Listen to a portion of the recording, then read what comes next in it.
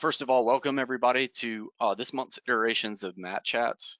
We're so glad you're here. I've been really excited to work on these, and thank you for taking time out of your day or your week to join me and talking through some of these additional features of Content Controller.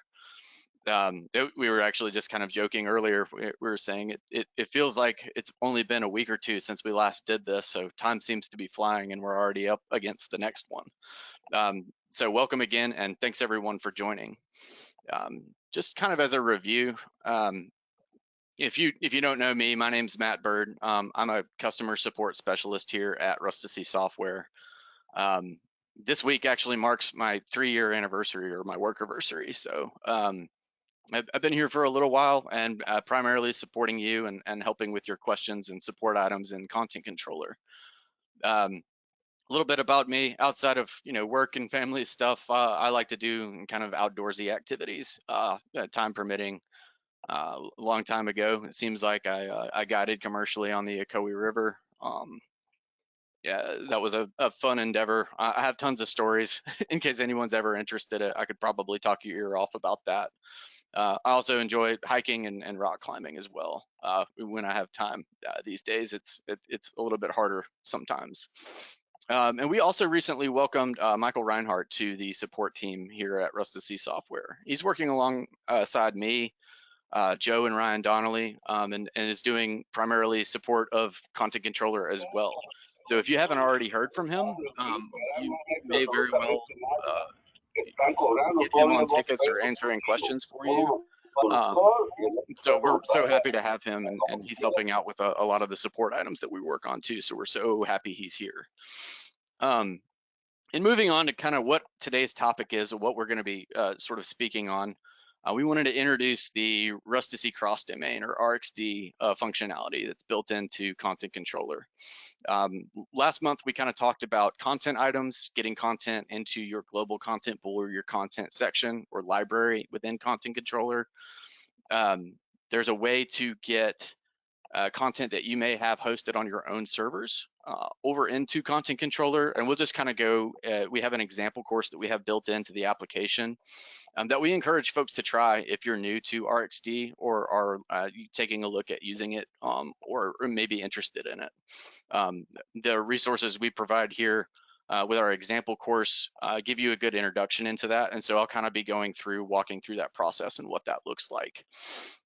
And then the other, I'm going to kind of quickly cover after we talk about RxD. I'm going to talk about using preview links. Preview links are a way to create maybe an untracked launch or give a way for folks to see your content before you actually create a dispatch or a proxy package from it. When I say untracked, it means we're not keeping track of things like who's launching it, how they're doing on it, whether or not they're recording a score or anything like that. It's really just a means to kind of provide a way to give an example of what that course looks like and how it might look and feel to someone ahead of time before creating a dispatch package from it. A couple of other housekeeping items. Just want to kind of talk about what's coming up in the next sessions. In September, we'll be talking about account creation and particularly licensing. There's quite a bit you can do with setting licenses on either accounts or individual content items.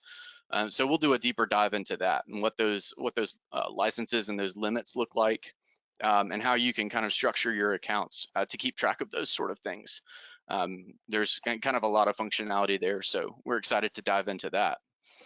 Then in October, we're going to kind of take a break from our sort of regularly scheduled Matt Chats programming for our to make room for our third annual user conference, the Rustici the Gathering conference. You may hear us refer to this as RTG.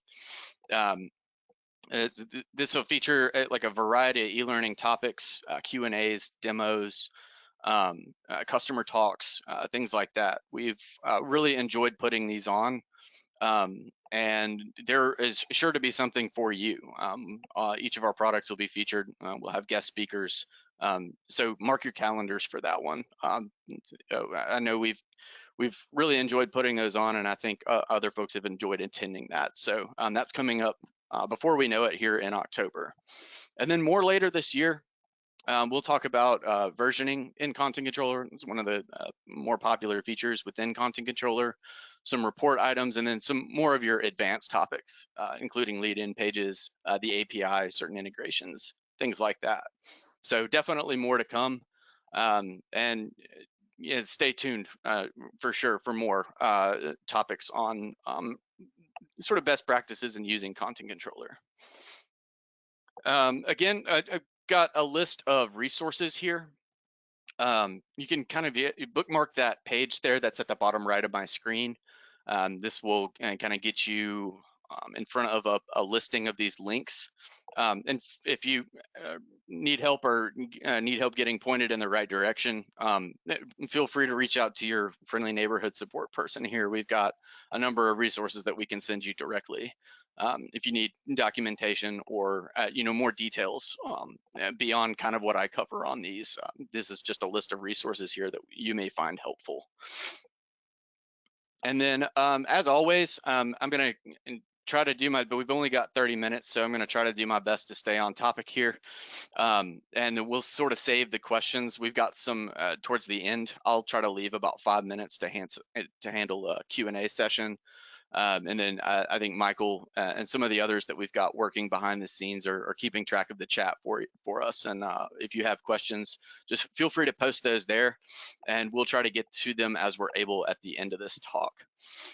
And that's going to sort of lead me into today's topics. Again, we were touching on RxD, or Rustici Cross Domain, and sort of how that works. So what it's primarily for is if you have maybe non-standards based content, like a web assessment, things that you're hosting on your own servers that you have access to, that you want to maybe make available to be consumed by a third-party LMS that uses standardized content. The way that it works is we provide you a JavaScript library. We call it our content API file that will give you access to certain functions that can help your course communicate with a third-party LMS. So anytime a learner, if your developers are looking out for certain events, anytime a learner completes an action, RxD will send this information onto the LMS. These things can be things like completion, score, a satisfaction, or pass-fail value, interactions. The example course that I'll be using today it's basically a wall or a page of buttons that provide examples for how those functions work and how you can get that content integrated through a dispatch package through your usual dispatch process within Content Controller into a third-party LMS. And another brief slide on what exactly kind of provides a definition for what exactly is Rustici Cross Domain. And these are some other examples of ways folks are using this. And if you've got, things like those custom assessments, web-based labs, those VR, AR experiences, we got some people doing some cool stuff with that currently. So it's typically, if you've got stuff that lives on your own servers, your own content there, Content Controller provides you a way to not only get it into Content Controller, but create a dispatch package from it and get it to communicate with those third-party LMSs. And I'll be walking through using our example course to get going with that within my own Content Controller application. And so I'm going to take a quick pause, and I'm going to transition over to the demo portion of this to illustrate exactly kind of what I'm talking about here. So I'm going to take a quick break here, just give it a second, and I will move over into my Content Controller application.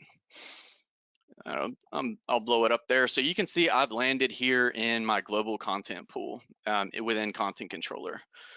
So what I want to do is I've got this course that surfaces all these buttons that lives on my servers that I want to get into my Content Controller application.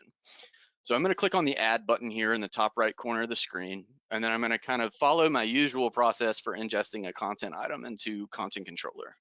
I'll select the course option, and there are my standard options for getting a SCORM package, AICC, or a media file, XAPI, CMI5 into Content Controller. But instead, this time around, I'm going to click over to my Rustici Cross Domain Import tab, and we on the Content Controller side are going to ask you for three things.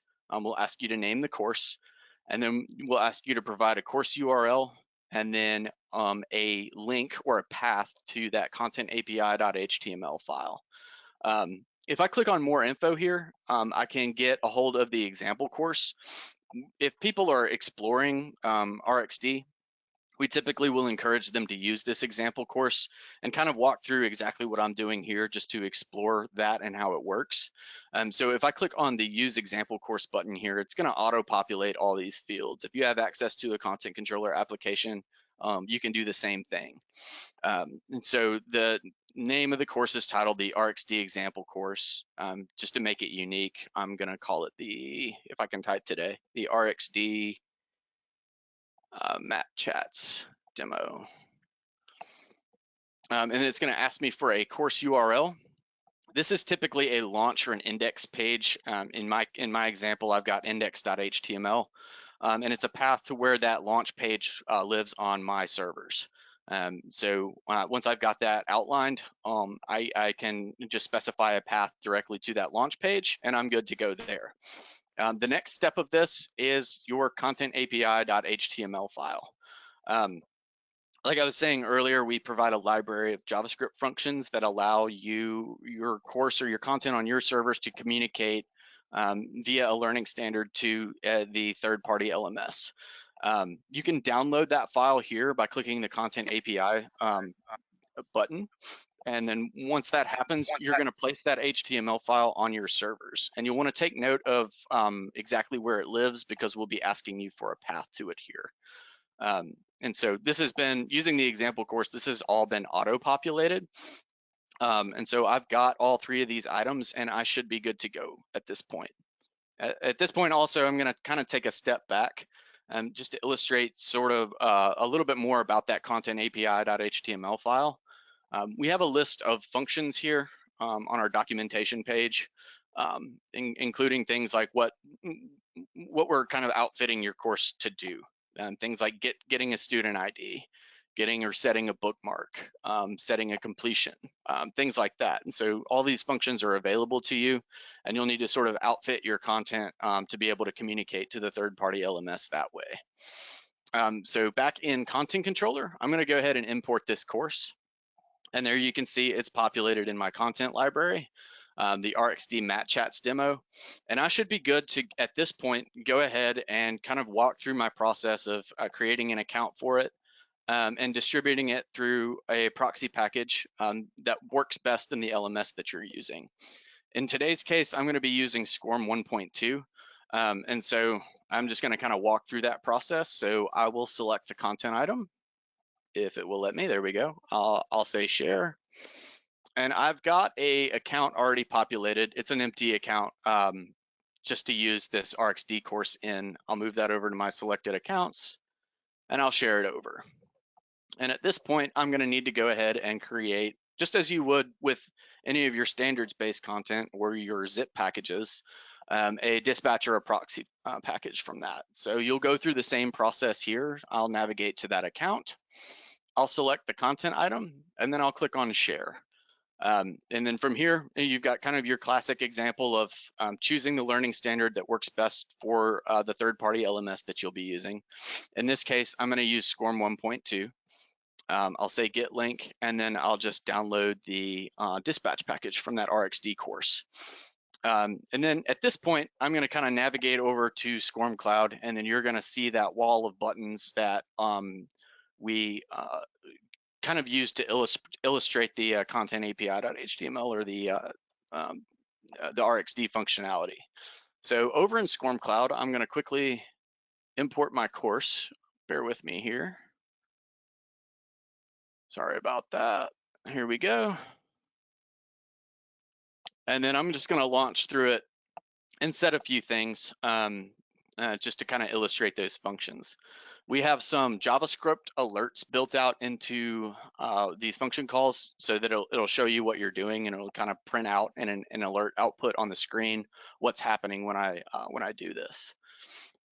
So here's my wall of buttons. I've got a number of content functions that are going on here. So things like get student ID. In SCORM Cloud, it's my email address. So it'll return my email address here. I can get my student name. I can set a score. I believe the score is 80, just in this example. I can get the score after setting it, so there it is. I can set passed, set complete, and then we also expose some functions for recording interactions for certain elements. Maybe you've got a quiz or a survey or things that your learners are doing within your content that lives on your servers that you want to record and send on to us for your reporting data and to the third-party LMS. So I can record things like true-false interactions, multiple choice interactions, and a fill-in interaction. Something that's also unique to Content Controller is that you can also pull out the account ID. So the account that you've shared the RxD package with or the RxD content with, you can get that account ID. So in my case, the Matt Chats demo account is account ID 281. So if that information is useful to you, you can pull that out as well. And then this concede control function is going to hand functionality or control back to the third-party LMS. And I'll be taken back to Squirm Cloud, where I can see that I've successfully communicated those things with the third-party LMS. So you can see that completion that I set, the success, the score of 80, and then we're recording duration as well. And then when I navigate back to Content Controller, if I go to this accounts details page, you can see that as normal, I'm kind of tracking a learner who's launched this RxD content out in the wild through the context of a third-party LMS. So that learner, Matthew.Byrd at rusticisoftware.com, has created a launch and a registration. So we're tracking that information as you normally would in your reports as well. And so that's just kind of a quick and high-level overview of using RxD. Again, we encourage you to go ahead and use that example course. If this is something that you're interested in, it sort of gives you an idea for how this works, and can give you an idea of maybe what we'd be looking for from you to get started with this. And as always, you're more than welcome to reach out to us with any questions or if you need help with anything. We're always happy to help there. And that sort of leads me into the next portion of this where I'm talking about preview links. So in my content tab, there's a number of ways to generate a preview link. I can do so from the previews tab itself, or I can just select a course item that I have in my content library and create a preview link there. That's ultimately what I'm gonna do, but I did wanna back up a step to kind of define what a preview link is again. A preview link is basically an untracked launch. It's a link that you can share with just about anyone. And whoever clicks on that link will get access to how that course looks and feels. Again, we're not keeping track of things like learner ID or who that person is. We're not keeping track of whether or not they passed or completed or set a score for the course or anything like that. We do keep track of a couple of metrics so that you can place limits on these preview links if you need to. And I'll go through that here when I go ahead and create one. So if I click on this test course here, there's an option for creating a preview link with the little eyeball icon next to it. So I'll click on that. And then it's going to challenge me to name the preview. So I'll call this, I can add any notes about it. And down here where it says enable launch limit or enable expiration date, these are the couple of things that we are keeping track of. We're keeping track of when the preview link was created so that we can time box access to the link if we need to. And we can also set and enforce a launch limit. So that way, anybody with the link, that launch limit will increment. So you're kind of limiting the number of times that link can be accessed before it's said to have been expired. So for example, if I wanted to set a launch limit of 10 on this particular preview link, I could do that. I know of some folks that may still want to use these, but they'll go much higher with this.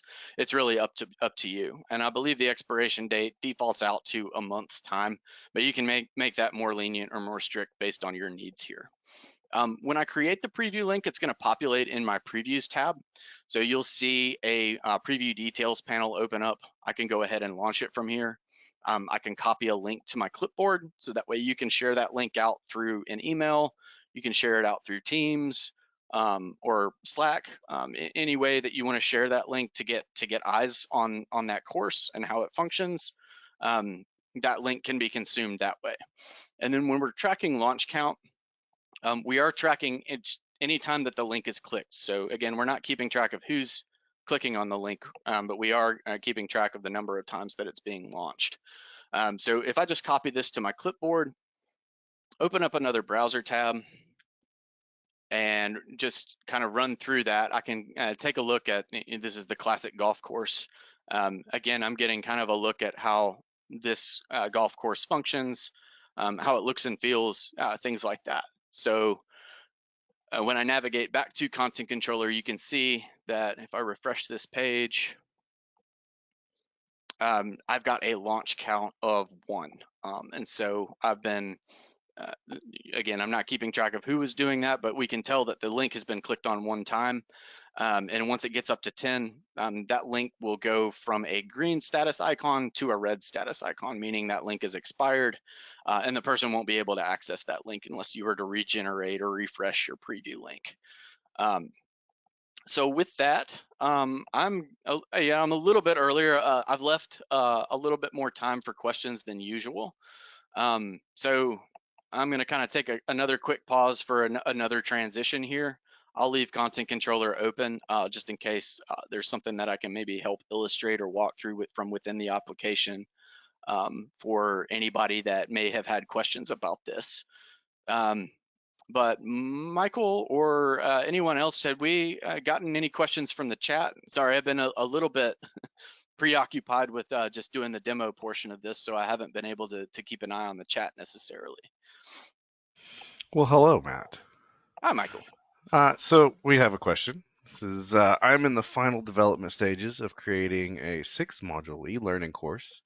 I need to have the ability for corporate clients to be able to preview the course content before uploading the SCORM files into their own LMS.